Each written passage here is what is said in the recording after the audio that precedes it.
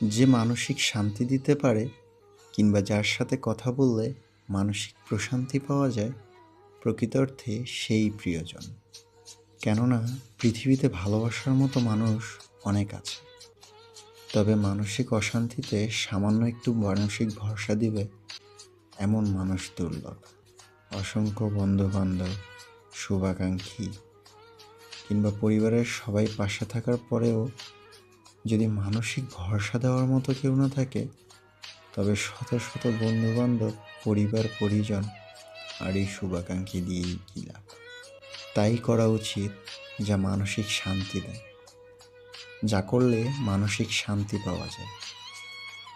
তাদের সাথে থাকা উচিত যারা ভালোবাসে, হাসায় এবং আনন্দে রাখে। আর যদি কেউ না থাকে, তবে একা থাকাই ঢের ভালো। তবুও মানসিক অশান্তি দেয়